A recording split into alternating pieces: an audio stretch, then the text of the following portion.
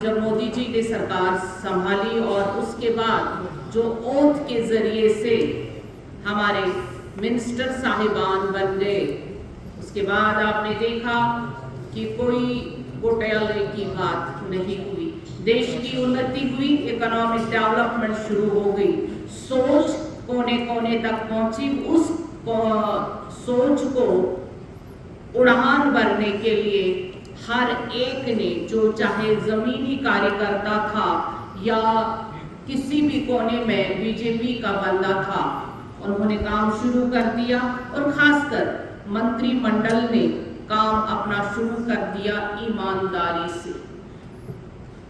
2014 तक हमारा देश इकोनॉमिकली बहुत ही वीक हो गया था।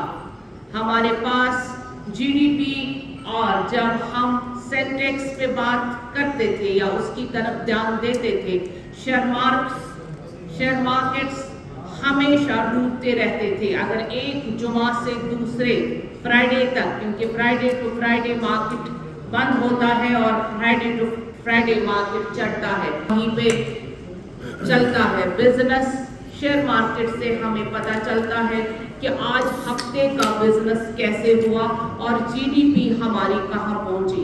जिस देश की इकोनॉमी सही होती है, जिस देश की इकोनॉमिक हमेशा बैकबोन होती है इकोनॉमी, और जो साउंड रहती है, उससे देश आगे बढ़ता है।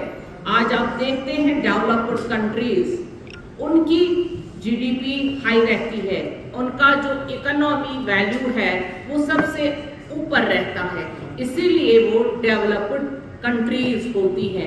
अंडर डेवलपमेंट जो होती है, अंडर डेवलप्ड कंट्रीज, उसमें जैसे हमें बाहर के मुल्क बोलते थे कि आपकी इकोनॉमी बहुत वीक है, लेकिन मोदी जी ने जब से सरकार संभाली, जब से वो प्रधानमंत्री हो गए, और तब से आपने देखा कि हम किस तरह से हर एक सेक्टर में हमने लोहा मनवाया। आप विकसित भारत की जब हम बात करते हैं तो पहले ही एजुकेशन पे ध्यान दिया गया।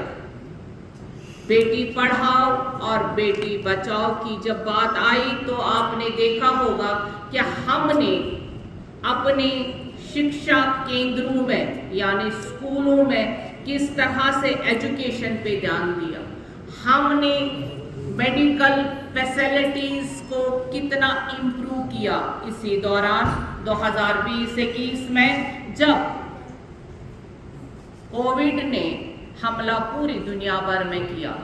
उस वक्त बड़े बड़े देश, जो विकसित देश थे, जो डेवलप्ड कंट्रीज थी, उसमें इटली का नाम आता है, उसमें जर्मनी का नाम आता है, उसमें यूएस का नाम आता है। आप देखिए इंग्लैंड जैसा मुल्क भी हथियार छोड़ गया, यानी कोविड ने उनको भी हरा दिया। कोविड की महामारी ने इकोनॉमी को बहुत ही कम कर दिया, उसकी 60% को कम कर दिया, लेकिन हमारे प्रधानमंत्री जी डटे रहे। कोई भूखा नहीं सोया, कोई भूखा नहीं रहा। हर एक के घर में राशन गया, हर एक के घर में गैस गया, हर एक को घर भी दिया गया और हर एक को मेडिकल फैसिलिटीज दी गई।